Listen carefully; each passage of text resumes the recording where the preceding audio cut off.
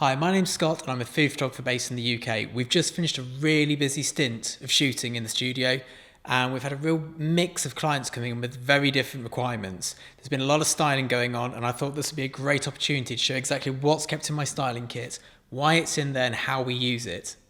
So although I am a food photographer and I don't actually style, I keep a kit in the studio and this is mostly for mishaps. So it's if somebody's misplaced their tweezers, they left them on set the other day, they've left their entire styling kit on the train on the way here, whatever it might be, we've got it covered. Also, they might come across a challenge where they've never needed a tool before. And because I work with such a breadth of food stylists, I get to see all the different tips and tricks. And I keep everything on set, ready to go. So let's dive right in. First thing we have, and if you're looking to do food styling, this should be the first thing you buy, are these large tweezers. These, I'll put a link for everything in the description below, but these here, they're designed to pick up insects and feed them to lizards, I guess. Lizards.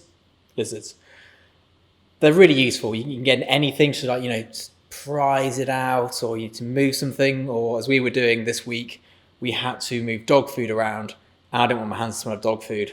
This let me move the dog food. Great tool, definitely the first purchase you should make, really cheap as well. And these here are tweezers, they're beauty tweezers. I'll link these below as well, but they're pretty standard. You might even own some of these already. I didn't because I'm not one for plucking. But they're great for moving things around, getting splinters out. Most of us shoot with wooden boards all the time, and if they're the old rustic types, you're going to get some splinters. But these are really useful. Always have a set of these. And with those, we have a couple of paintbrushes. I've actually got a whole set of paintbrushes. Should we ever need to do anything to cake decorating or just any painting, you never know when you might need these. Having said that, I've never used them. Next up we have the scalpel. This is used for cleaning, for cutting. This is a very well used tool in the kit. Definitely buy one of these. Get the extra blades with it as well, because when you do break one cutting something, it's too late. You need to have them already. Buy them at the same time. Buy a set. So a metal ruler to go with it, because sometimes we do just need to cut carefully, score carefully. And then also, if we're shooting product, and it's going to be cut out for packaging, we might need something for scale, so this is quite useful. A wooden one would be better for the scale. This is better for cutting. I've only got a metal one, and we just flag it off to stop that weird glare going on that you get with extra lighting. Then we've got cotton wool buds, or Q-tips, I think they're called in the States, makeup sponges, and just general sponges for absorbing. These are useful if you ever need to just pop something up, maybe a sandwich, rather than filling an entire sandwich out, just put the filling you want to at the front, and use these to stack the rest of it up. Really useful. Have loads of them in the drawer in the kitchen, but always some in the styling kit as well, just in case. Then we're on to sticky stuff. So this here, has it got a name? Tack Putty White.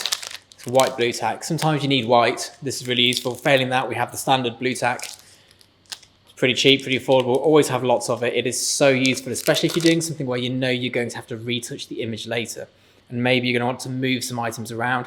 You can use this to stick the bowls to the background, just so you know that someone knocks it, it's not going to ruin 2 hours work. Then we have the Stickum. This is for holding candles in place, but mostly it smells really good. It smells like children's sweets, I think. Anyway, this is great. Slightly heat resistant. Order some of this. It is so useful for holding things straight. If you need to get it under a glass just to level the glass up, it's barely visible. Double-sided tape. You never know when you're going to need this, especially with backgrounds and just attaching anything to anything. Then this stuff here is the Daz clay. It dries in the air. This is really useful, apart from once I've opened it, it's ruined. Other people manage to seal it nicely and make it last, but for me, it's a bit of a one-time use. But this is used a lot for when we need to shoot stuff for composite works. We might need a strawberry in mid-air, and we use this in conjunction with the next item.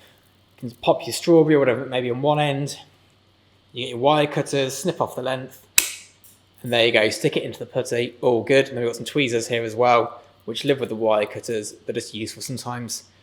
Things break, things get stuck. These are just a really good way to fix that problem. And then in terms of excess liquid, as well as the tools I've already shown you, Rizla papers. I'm pretty sure you get Rizlas all over the world. There's different brands anyway. They're cigarette papers. But these are the really thin ones, and they're like blotting papers, but these are cheaper than blotting papers.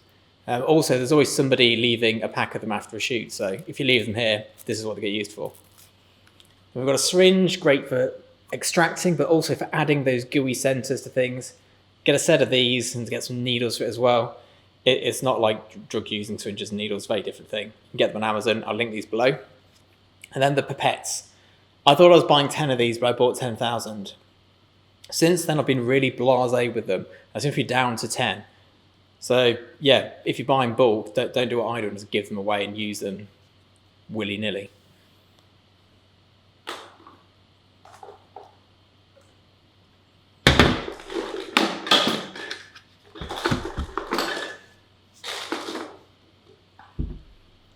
Then we have the bottle preparation. And for bottles, glasses, anything like that, we often use a bit of canned air. Just give it a good clean. I bet that was loud on the audio. And then under here, we have crystal clear varnish. And this is great if you need to protect a paper label. So it might be a case that you grab some of the Stay Wet, and this is what we use for the ice droplets sometimes. It's like a powder, you mix it up. Or you might end up using some surface wax to frost a bottle. And you might finish it all off with this, which is glycerin and water. I was right on the bottle what's in it. This is a 50-50 mix of glycerin and water. I'll link all of that down below. You get these from like makeup shops, cosmetic shops. You've probably got some in the house. And you just spritz it on. But obviously after a while that would damage the label. So if you give it a good spray this first, and it's got that cool shaky aerosol can noise as well, this will really protect that bottle for you. It also smells quite nice. You probably shouldn't smell this though. No, don't smell this. Trust me, it smells nice.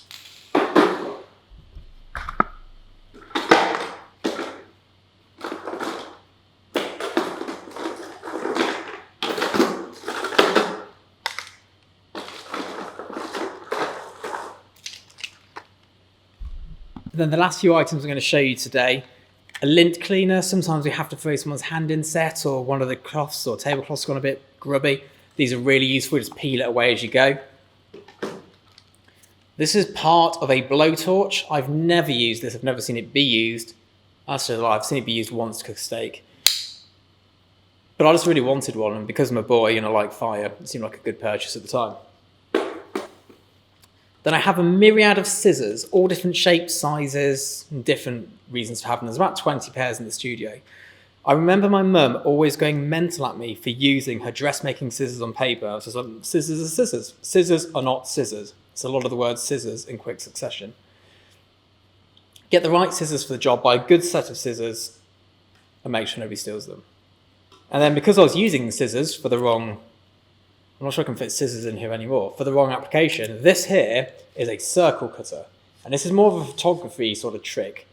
We use this when we got a bit of a scrim to stop reflections, or a reflection board, and we can cut out a perfect circle along this axis. There we go.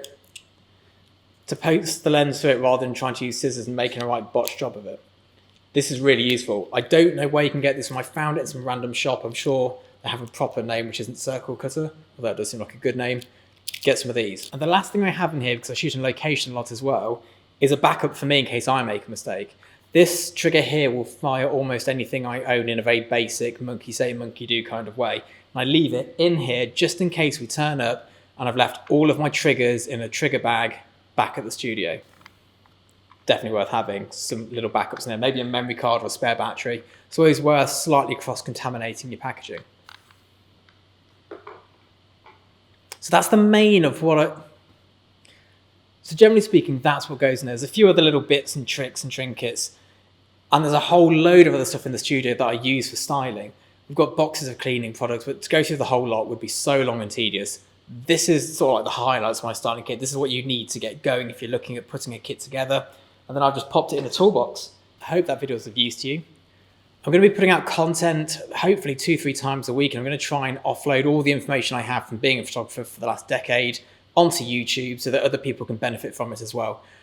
There's a lot of information on YouTube, but there's some bits which are missing which you really can't find, to get you that extra little bit along. So we're going to be looking at pricing, camera equipment, putting together portfolios, how to technically take the shots as well. And over the next few years, I'm going to be trying to upload a few videos a week, and hopefully it's of use to somebody. So if you do like it, do subscribe, do share it with people that you know, and I'll see you all next time.